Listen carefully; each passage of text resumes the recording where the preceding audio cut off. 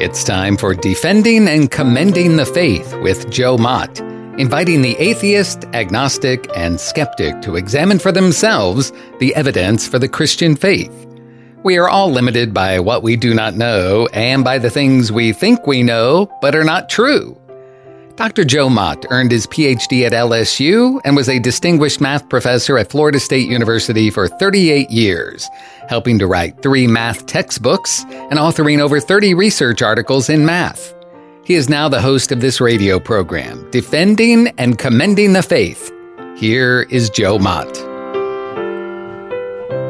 Hello to everyone. Welcome to the program.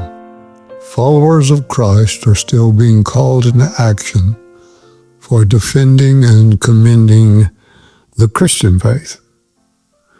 We've been discussing 5 frauds and hoaxes of Darwinian evolution. I continue that discussion again today by adding 3 more hoaxes. First, the human-chimp DNA hoax. A widely circulated claim in the 21st century suggested that human DNA was 99% identical to chimpanzee DNA. While the similarities are high, later research revealed that the actual genetic overlap is lower than originally stated, and differences in the regulation of genes are significant. Second, Lucy the hominid. The fossil of Lucy, discovered in Africa in 1974, was widely esteemed by evolutionists and was the subject of some of the most intensive speculation.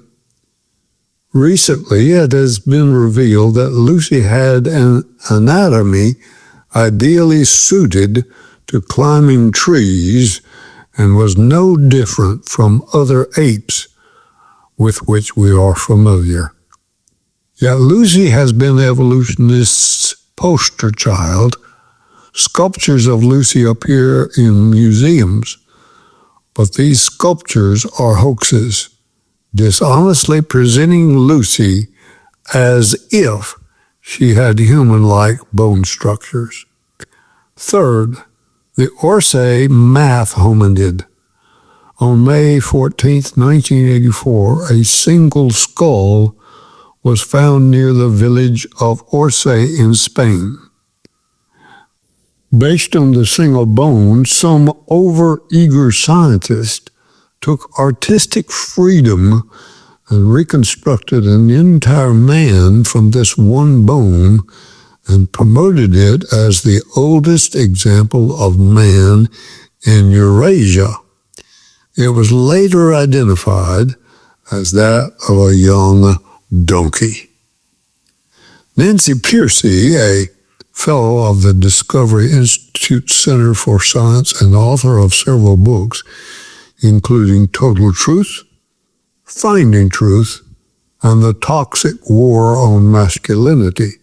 She writes, "How have Darwinists responded to the debunking of their icons?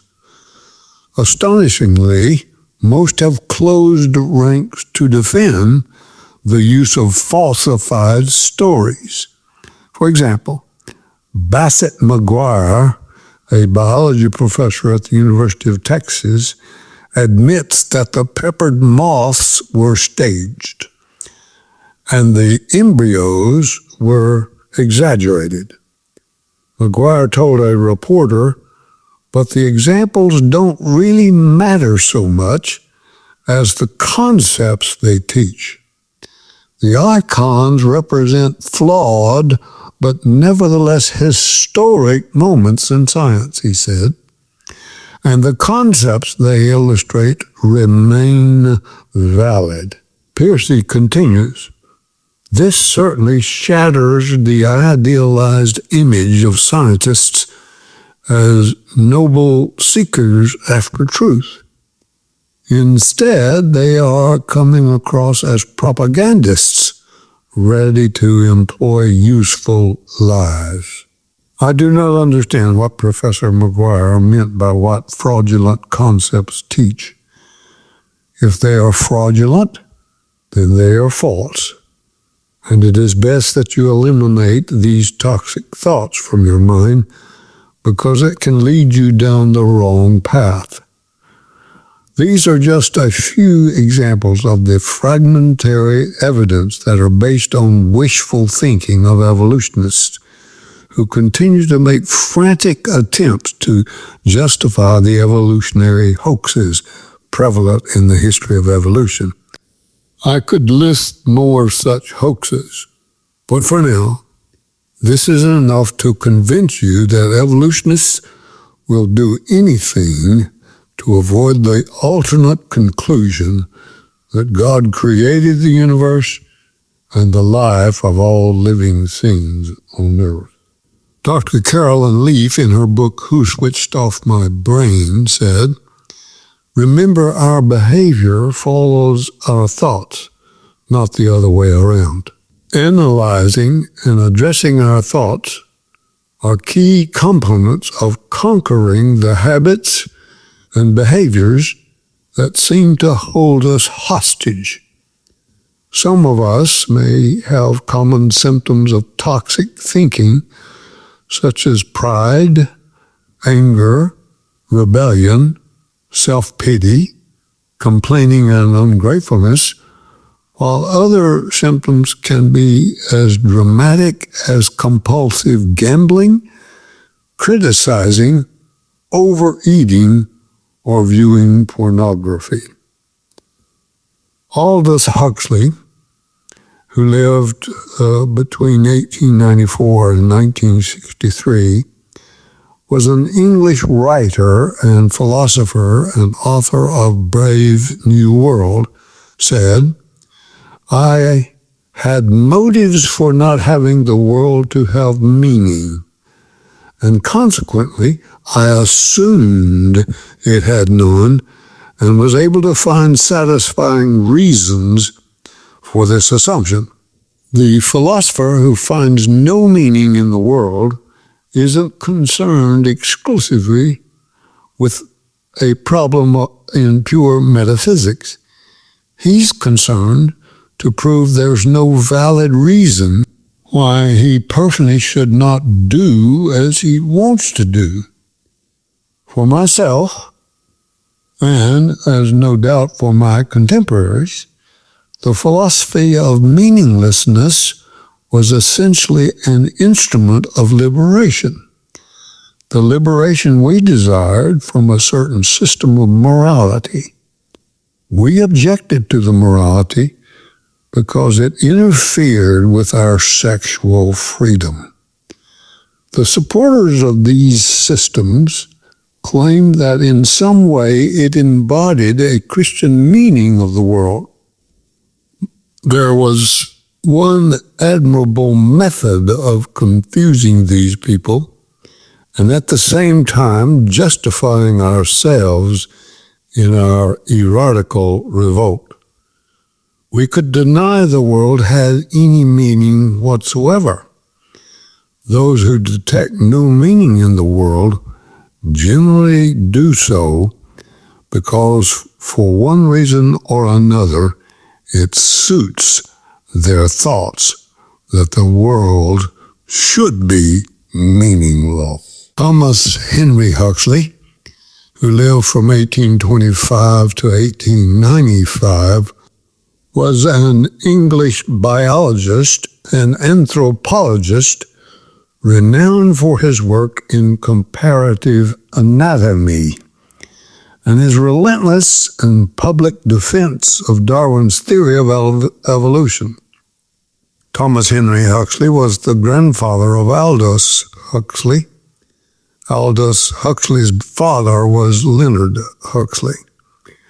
The nickname Darwin's Bulldog reflects Thomas Henry Huxley's reputation as a fierce and public defender of Darwin and his skill in debate, particularly during the debates over evolution in Victorian England.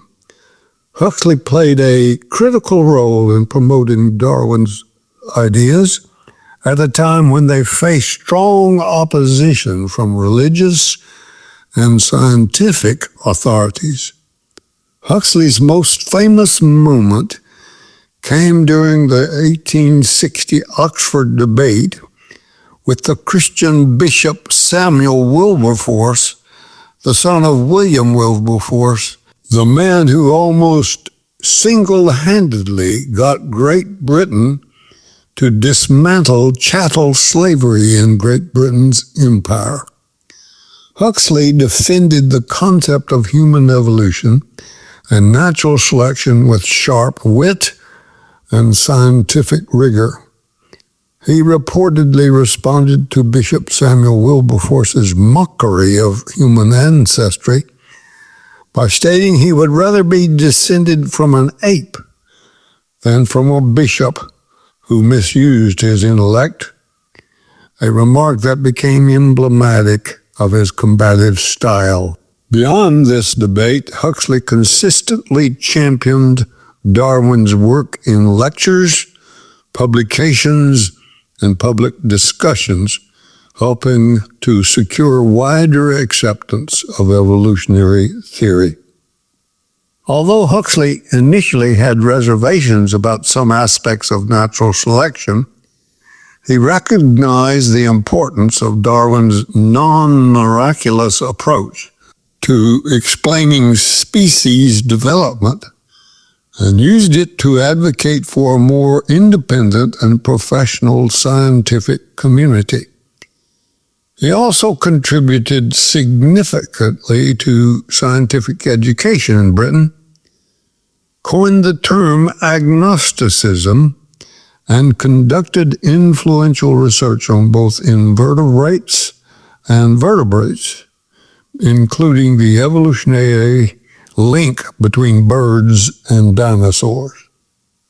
But even if you lose a debate to someone who defends a false system, that doesn't make the false system true. Few statements about modern unbelief are as revealing as what philosopher Thomas Nagel's famous confession about God in his book, The Last Word. I hope there is no God. I don't want there to be a God. I don't want the universe to be like that. But despite his atheism, Thomas Nagel writes in his powerful book, Mind and Cosmos, why the materialist neo-Darwin conception of nature is almost certainly false, saying that the modern materialistic approach to life has conspicuously failed to explain such central mind-related features of our world as consciousness, intentionality, meaning, and value. This failure to account for something so integral to nature as mind, Nagel argues, is a major problem threatening to unravel the entire naturalistic world picture, extending to biology, evolutionary theory, and cosmology. Since minds are features of biological systems that have developed through evolution, the standard materialist version of evolutionary biology is fundamentally incomplete. Since we are discussing Darwinian evolution, we need to get an idea of what Darwin thought about evolution. There are at least 6 factors that show how the process of Darwinian evolutionary system works. First, common descent with modifications. Charles Darwin published The Origin of Species in 1859, as you remember. This was the culmination of his research over the prior 2 decades, including his 5-year world tour as the scientist aboard the ship HMS Beagle. Based on careful observations, Darwin proposed that life formations are not fixed entities, but rather change or evolve over time. He proposed that all life is interconnected, stemming from a common family tree. This is typically referred to as common descent. I think this is the same as what is called universal common ancestry. Michael Behe, a microbiologist at Lehigh University and author of Darwin's Black Box, thinks this idea is correct. Second, spontaneous generation.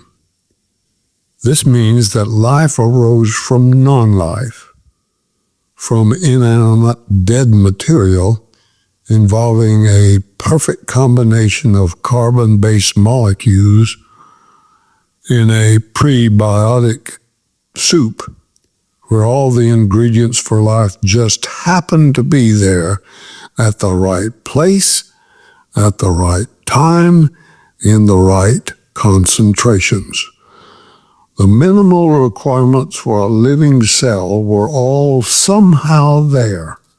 Each requirement, DNA code, nucleus, cell wall, and some sort of energy-generating apparatus came together all by accident.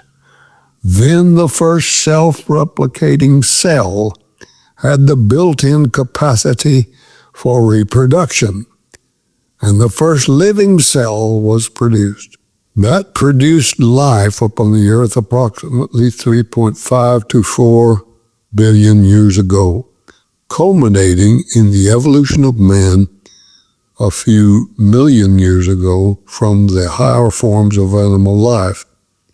In a few words, from the goo to the zoo to you. In other words, from particles to people, or from microbes to mankind. That is the evolutionary scenario. This is the Darwinian idea of abiogenesis. Allow me to close this episode by reminding you, exercise daily. Walk with God.